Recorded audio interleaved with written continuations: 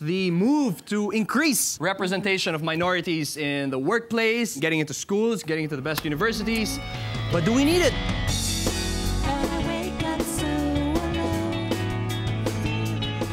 We're one of the most diverse states in the country, and we have the most segregated schools. And the hardest part of hope. We need to pull ourselves by the bootstraps. We need to take care of our own. The best way to dispel racism is to be successful. Are you all right? Discrimination is not a good prospect to look for. Let's end it. Filipinos directly benefit from affirmative action.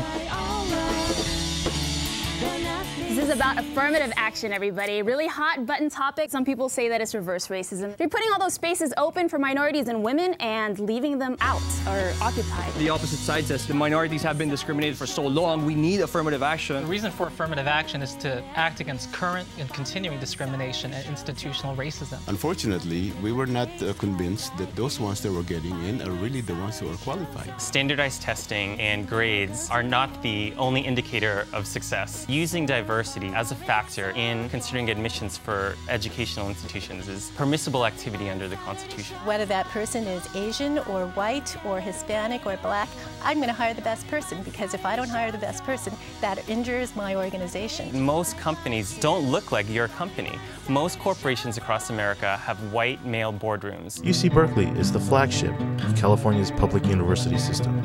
In 1985, the school took Filipinos off of affirmative action due to their academic success in high school and their high rate of university admission.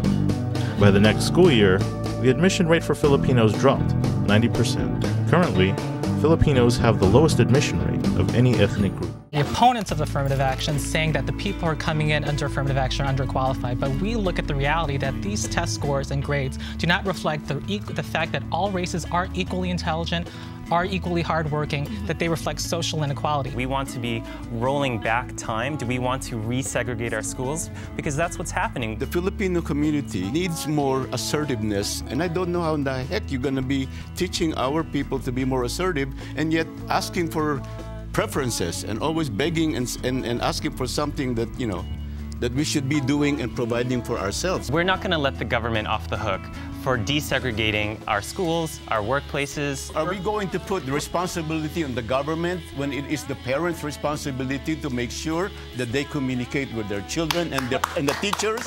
Do Filipinos in Berkeley still believe they need affirmative action? Everyone deserves higher education. Race is important too, and it's not just socioeconomic conditions. We should stand in solidarity with all people of color, with Asian Americans, with African Americans, with Chicanos, Latinos. It's really hard for me to explain who I am as a person, as a student, without saying a little bit about my race. Unfortunately, I don't think Berkeley is as diverse as we'd like to believe it. There's no harm in trying to make it better and more equal. We all want to evolve to a point in our society where race is not the contentious issue that it is, that affirmative action doesn't have to exist, but the reality is that we need it right now. It's leading to societal disadvantages for entire groups of people. Asian Americans suffer from a wage gap, earn 11% less per their white counterpart. Affirmative action says the problem is social and says that employers and colleges need to be accountable. It's not enough to simply claim that they're not discriminating. They need to actually admit us. Several Supreme Court justices and society in general agrees that education is the most important function of state and local governments. And if there aren't equal opportunities in the educational field, inequalities will continue to exist. The law school at UC Berkeley from 1911 to 1968